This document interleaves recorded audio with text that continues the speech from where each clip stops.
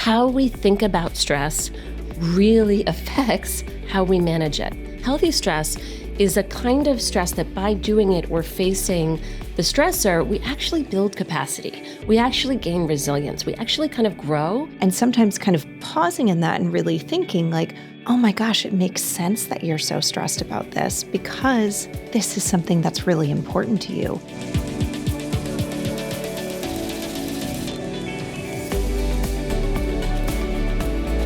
Welcome back to the Parenting Pair podcast. I'm Dr. Annalise Karen. And I'm Dr. Suzanne Allen. And today we are going to jump in to stress. We are right at that point. Half of the United States is already back in school. It's, mid-August. It's August 15th when we're taping. This will probably come out in about a week and a half. And I'm seeing all the pictures online of the kids going back to school, and I can feel it in my own household with my two teenagers. The tryouts are here. The last minute summer work is going on.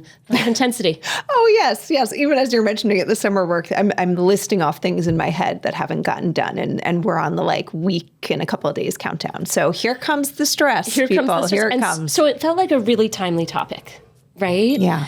And so I think the goal of our meeting today is to really tease apart how to think about stress, because some stress is actually healthy and good for us. And so we have to remember that. There's another type of stress that's really kind of unhealthy. Yes. Right? So as we, sort of talk today, I think it would be useful to just everyone take a pause before we jump in. Think about your own life. Think about an area that maybe you feel a little bit of dread about. Your heart races a little bit when you think about because of the intensity that you feel is either here or about to start in your home.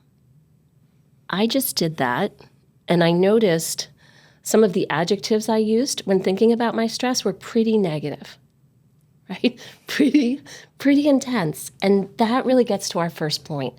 How we think about stress really affects how we manage it. And so we really need to be able to tease apart what's a helpful and healthy way to think about stress. Yes. It's funny. I'm laughing as you're saying this. And if people are watching, they're like, why is she laughing about this? Because I was just thinking if there was a ticker tape running across my forehead as we were taking that moment to think for ourselves, the words I can't would have just been moving across my head over and over. And that's the thing. When we feel stress, it's like, I can't, it's too much, I don't want it. And that often leads to avoidance, either avoidance of thinking about it, so cognitive avoidance, or avoidance of doing something about it because it just feels like, too much. And the answer is not, to not do it at all or to lean in and do everything, right? It's to sort of strike a balance if you understand what kind of stress you're having.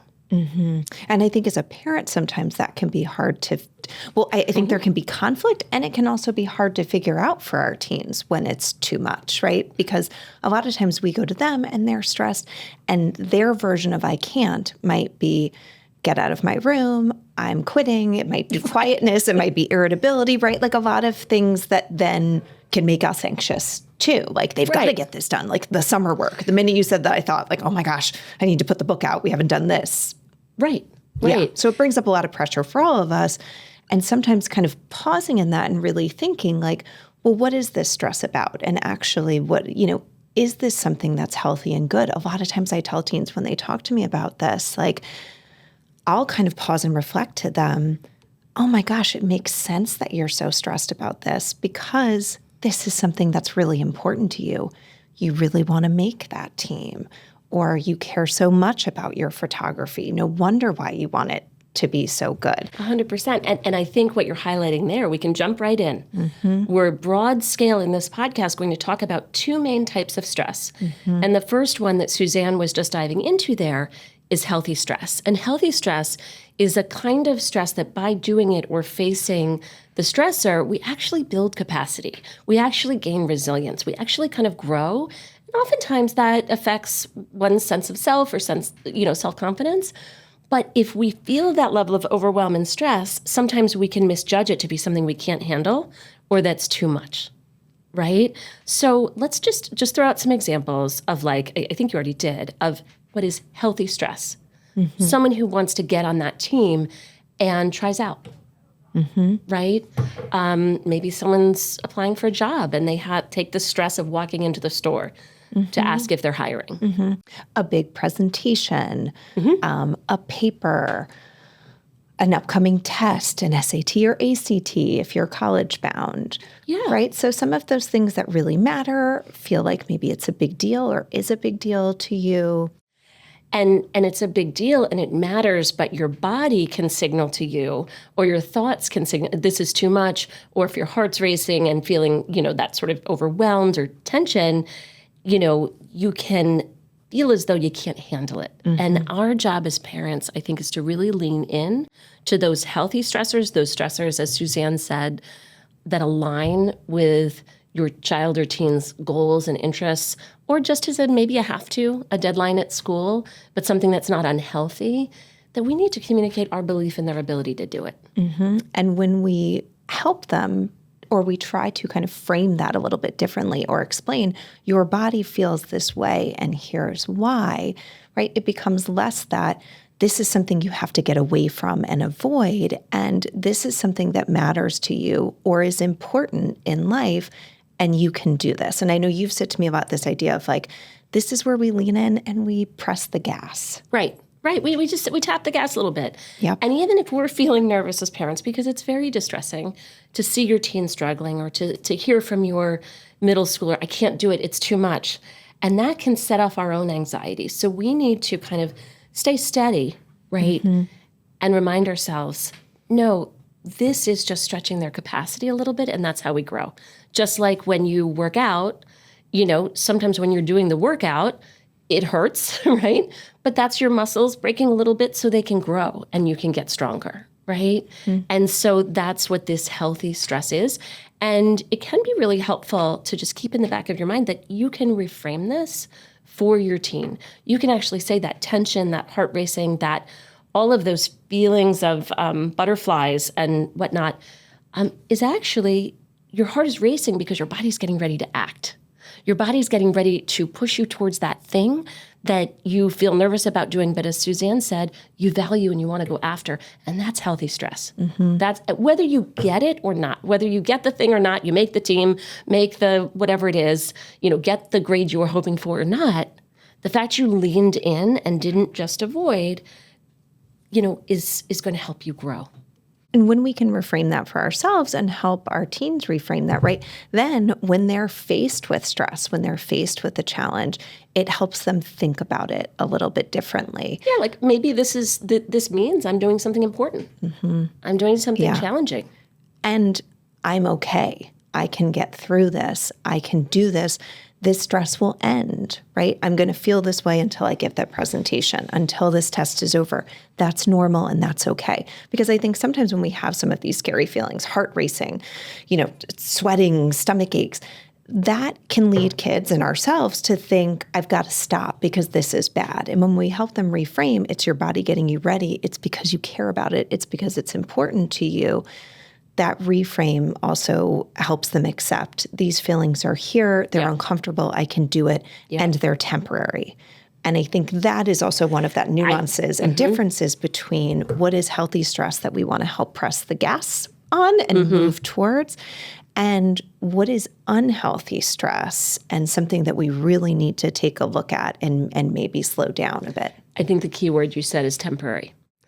In this bucket, in the healthy stress bucket, the stress is there for a period of time, but it is going to recede. Once you face the thing, overcome the thing, even if the test doesn't go well, over time that stress is going to decrease, and keeping that in mind, right? We can do things that are difficult for a short period of time. It's harder to do them when they're unrelenting.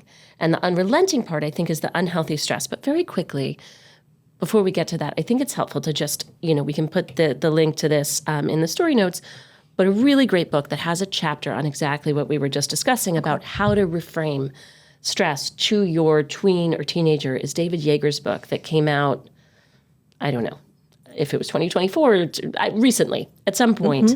And it's called 10 to 25, really reflecting the ages, age 10 to age 25. And there's a wonderful chapter in that book about how to help. It's about motivation, but he talks specifically about stress and how you can help reframe that. So it might be worth checking out. It's great. It's a great recommendation. Okay. So let's, we're going to press the gas with that healthy stress, right? When we're growing. What about unhealthy stress? Right? That's a different bucket. That kind of stress is more kind of unrelenting and can, over time, really hurt teenagers or ourselves as adults, a child's, sense of self. It can harm their health. It can harm their sleep. It's actually when the stress is too much, right? And for a lot of kids, first of all, just being a teenager is a stressful time. There's so much change going on for them, physically, emotionally, and how they're thinking and the demands that are placed on them. There's a lot of growth to be done, during the teenage years. But one bucket of unhealthy stress, and what we'll primarily focus on today, is that, kind of achievement overload. There was a study in the late 2017, 2018, I forget, APA did it, the American Psychological Association, that the two main sources of stress, or the biggest sources of stress for teens, are school, if they're still in school, and then what to do after school. Which, if you think about that, is so huge because it's their current life and their future. Functionally, that's what it is. It's like, oh my gosh, I suddenly have to look at everything. Yep. What am I doing right now? And what am I going to be? How is this going to work out? Am I going to be okay in the future? It's pretty big. And there's a big sort of movement, I would say. And to some degree, perfectionism has existed or pressures have existed for a long time. But I think in recent times, there's been such an increase in achievement overload pressure, right? Whether that is academically, you've got to take these honors classes or these AP classes, or the belief that you do in comparison to other people, or the sports teams. I've got to be on the travel team, but the most elite travel team. And if I'm not, it feels like the end of the world, which is very stressful because if you feel like your future is riding on something, it's debilitating. And that pressure has pushed down younger and younger as we're seeing more articles about kind of the finances behind youth sports, the industry of that, right? The high pressure academics start in specialization, in music, in sports, in math and things like that, going younger and younger, which also places a tremendous amount of pressure and stress on parents as well. It does. So it's kind of in the air. It's in the water. It's in the air. And a big driver of this in the air is not only that the structures have changed, allowing for all these extra AP courses, or allowing for these elite travel teams that used to not be there before, or allowing, for all the different ways you can just do a little bit more and be a little bit better, quote unquote, that's, out there now. But underneath that, there's the comparison to others. A little bit of, oh, well, if she's doing that, then if I'm not doing that, I'm not good enough. And I think parents can fall prey to that as well. If my child isn't taking advantage of this opportunity or isn't seeking that opportunity, will they be left behind in some way? And it leads to a lot of anxiety for teens, but as well as their parents. Yeah. So achievement kind of oriented types of stress is one really significant bucket, and one that's for teens. primarily what we're going to jump into. I feel it's important to recognize and important to acknowledge that in this unhealthy stress bucket, there's another massive bucket of stress that is, really much more stable, much harder to adjust. So we're going to talk about adjustments with that achievement pressure or that drive for the future for teenagers today. But larger issues, systemic racism, poverty, violence, domestic violence, living at war, these sorts of things are not as easily, even though it's difficult to manage unhealthy stress when they are a little bit more malleable, those are more chronic and unrelenting. And so we just want to acknowledge that at the outset. And what one does to help themselves in that is not the same, because you can't just drop out of being impoverished or living in a society, where there's racism, right? So you have to adapt in different ways. And so at times, we encourage things or people who really manage that stress effectively or more effectively, not to suggest anyone should have to manage that level of stress. We do sometimes a little more avoidance of thinking about it. Sometimes, a little more, distractions. Distraction's a good short-term strategy, but that's not really a long-term strategy. It actually can be quite adaptive. Yeah. for people. Yep. When things are less changeable, less malleable. That those are really useful strategies, right? Additionally, people who are able to find caring adults in those communities to support them, unbelievably resilience maintaining and protective for kids like that. So with that acknowledged, jumping back over to the kind of achievement pressure stress that so many kids feel, regardless of where they are in the spectrum of whatever it is, the sport, if they're at the top of the sport or if they're in the bottom quarter of the sport, that is still a felt experience. You've got to strive more, you've got to do more. Mm-hmm. For that type of stress, when it gets too much, there are some warning signs. That's what I was going to say. First, let's identify kind of what things parents might see or notice that might give them some indication. Hold on a minute. Maybe this stress is unhealthy in some way. First of all, a lot of discussing the stress, a lot of talk about the stress.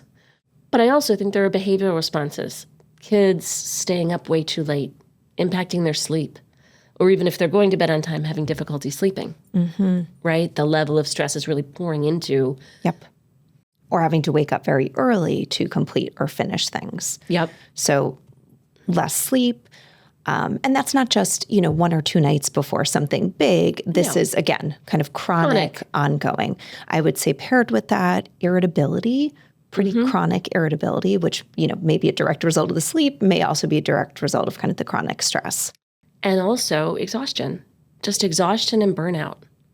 We see so many teens in our offices come in and they just have nothing left and feel like they're not good enough, right? Which, by the way, is the title, or Not Enough, or not? It's Not Enough by Jennifer Wallace. Enough. Never Enough. Never I Enough. misspoke. Never Enough. Another great book that really talks about this achievement pressure and what you can do about it. So if you want a greater discussion of that, I would strongly encourage reading that book because I think parents that I've recommended to have seen a lot of either themselves or the community that they're in it. And I think it can be very validating and grounding for people. Yep, that's a great recommendation. Another sign I would say too is I've noticed a lot of young people struggling with kind of chronic illness. And so that, can be something more significant, or it can just be they have a cold. Then the next week they pick up the stomach bug. Then next week they're, and that's not necessarily, we all get into those cycles, January, February. In my house is kind of a nightmare for that. This is when they're just not getting enough rest. They're not eating well enough. They're not exercising, getting outdoors, being with friends. They're not doing things that are allowing their bodies to heal and repair. Yep, to recharge and heal and repair when they do get sick. So they just can't beat the cold. They can't beat the cough. And so that really gets at how this bucket of achievement pressure, unhealthy stress, the way we deal with that is not by tapping the gas, pushing on that. It's really pressing the brakes a little bit. What can we remove to get a little more of that balance, a little more of that healthy time, whether it be sleep time, time with friends? That's really important for our sense of self, and just management of all of the pressures that these teens have to deal with. Yeah. And this is not always easy to do for those of you who are parenting a young person who is, working very hard, high achieving, very curious or interested just in a lot of things and wants to do a lot of things, or, stuck in kind of a competitive cycle. That can be hard for them to figure out because it feels like there's nothing that they could do less of or give up. And so one of the things I often do with clients in my office is I'll walk them through what I call like the 24-hour reality check. Yeah. And I don't call it that at the outset. This is a good one. Yep. But I'll have them list for me we'll go maybe through an entire week of their schedule, and I'll chunk it out day by day of how much time they're physically in school, how long it takes them to go to school, their sport, how long to drive back from the sport, their homework, et cetera, and add up the number of hours and look at that with maybe brushing their teeth, fixing their hair, putting on makeup, something like that.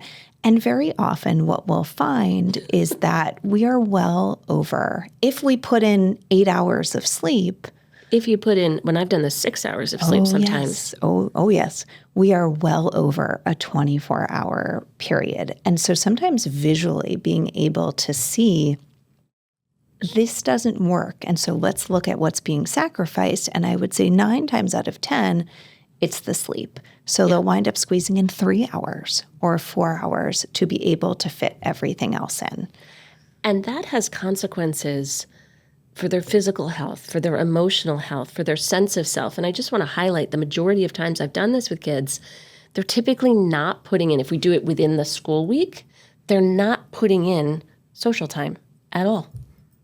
I do have teens acknowledge that they can get, stuck in little social media loops, which can go longer than they want. But sometimes that's just like a little bit of distraction that they need, that it's kind of a break. The problem is that then it's very hard to disengage from.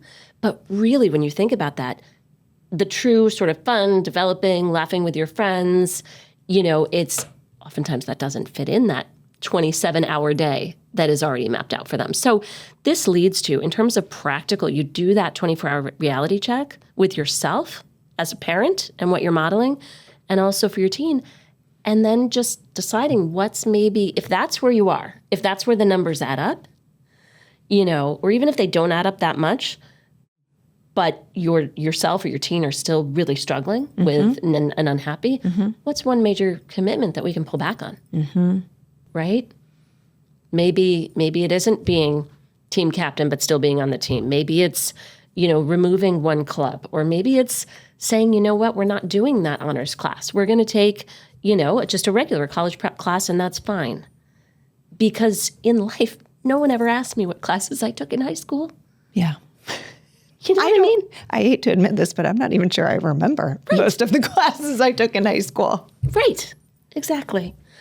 Yes. And this really, I want to acknowledge that this can be a challenge. One, it can be very hard for both parents and kids, right? Because if you, drop down the level, right, you might hear things from other people, a college counselor, a school counselor, your peers. Oh, yes. Well, now you automatically, if you're not taking this level of class, you're not going to get into these colleges, right? Or if you miss a practice a week because you really need just an hour to rest, that you're going to fall behind, and that next year's tryouts, you might not make the higher team. And so I think we have to be realistic with kids that, sometimes these are kind of made up, right? And this is just in this, in our worries and fears. Yep. And yes, there might also be a reality sometimes that's stepping to the side or shifting gears might have some sort of impact. And yet at the same time, is their sleep, is their health, is their mental health, their physical health, is that really worth compromising? And if they do it now, I think one of the traps I find a lot of young people fall in is,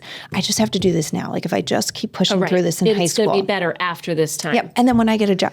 And I actually find quite the opposite, that setting up these patterns for life, that things like sleep, physical health, social life, rest, that when those are negotiable, that they continue to be negotiable. And in a really chronic, ongoing pattern, and it becomes actually harder to do over time than less difficult. Can I just tell you, when you were speaking, and I wanted to let you finish, but when you were talking about the classes, and whether it's my own children or whether it's, teenagers I've worked with over the years, I had this very interesting response to you when you laid out, if you don't take X or Y class, it means you won't get into this college. That is a message that absolutely destroys kids. And it's something that we kind of pick up the pieces sometimes in our offices for. But I had this reaction.